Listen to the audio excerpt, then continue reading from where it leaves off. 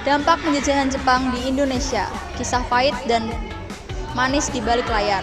Masa pendudukan Jepang singkat tapi meninggalkan bekas yang dalam. Apa saja dampaknya bagi kehidupan sosial rakyat Indonesia? Mari kita jelaskan.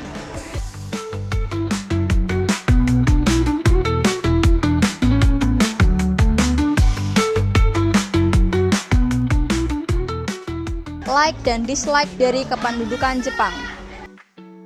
Like, yang pertama, pendidikan lebih terbuka. Pendudukan Jepang membuka sekolah dan pelatihan untuk rakyat Indonesia meski tujuannya untuk kepentingan perang. Hal ini memberi kesempatan belajar yang lebih luas dibanding era kolonial Belanda. Dislike, Romusa, kerja paksa. Rakyat Indonesia dipaksa bekerja tanpa upah dalam proyek militer Jepang, seperti pembuatan rel kereta api atau pertahanan. Banyak yang meninggal karena kelaparan, penyakit, atau kekerasan.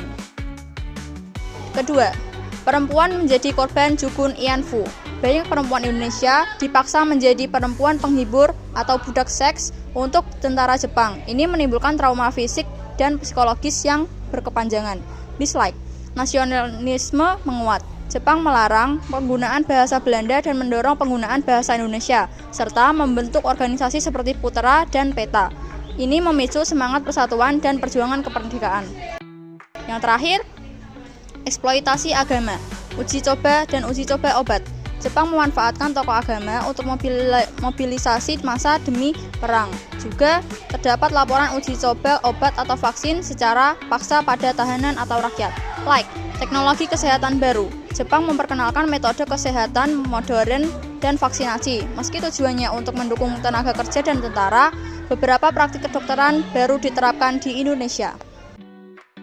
Nasionalisme meletus. Jepang ingin kuasai malah bikin bangkit. Jepang menghapus sistem Belanda, rakyat merasa lebih merdeka karena tidak ingin lagi dijajah Belanda, meski digantikan penjajah Jepang.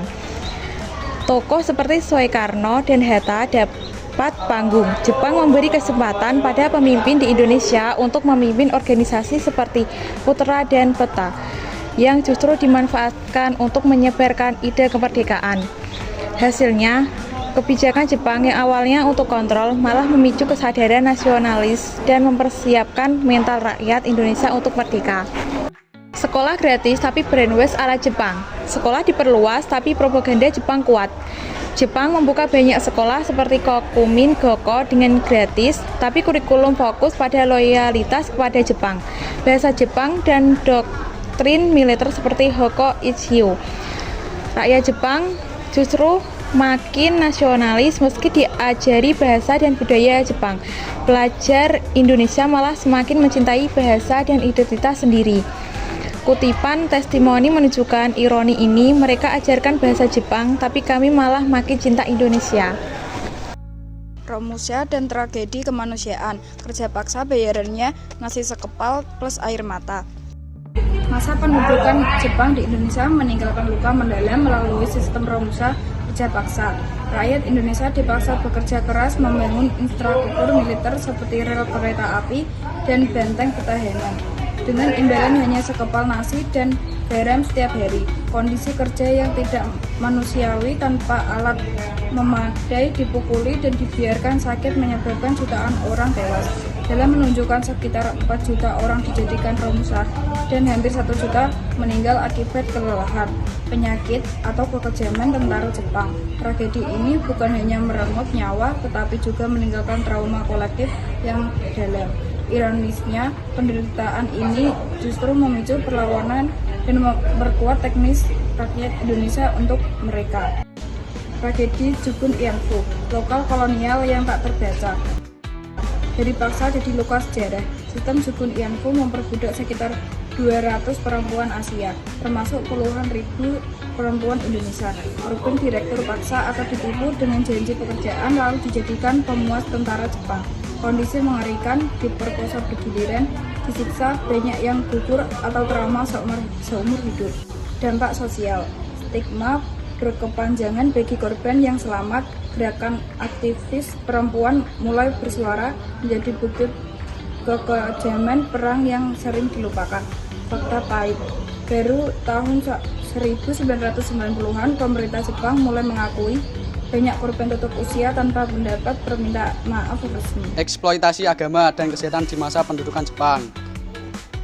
Jepang berusaha memaksakan ajaran Shinto sebagai bagian dari politik imperialnya, namun menghadapi perlawanan diam-diam dari masyarakat Indonesia yang tetap mempertahankan praktik keagamaan lokal.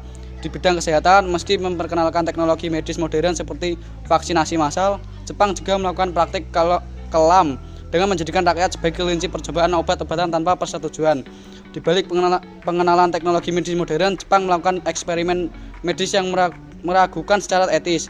Lebih dari 300 dokter Indonesia dipaksa terlibat dalam uji coba obat untuk kepentingan militer. Sementara program vaksinasi massal justru dimanfaatkan sebagai alat pengawasan dan kontrol sosial terhadap penduduk. Refleksi akhir.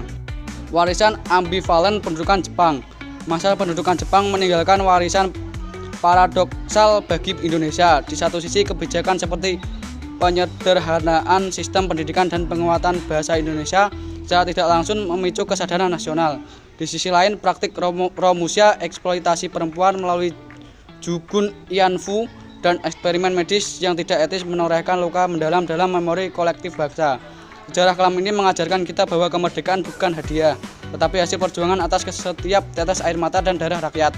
Mari jadikan memori pahit ini sebagai pengingat untuk terus menjaga kedaulatan bangsa.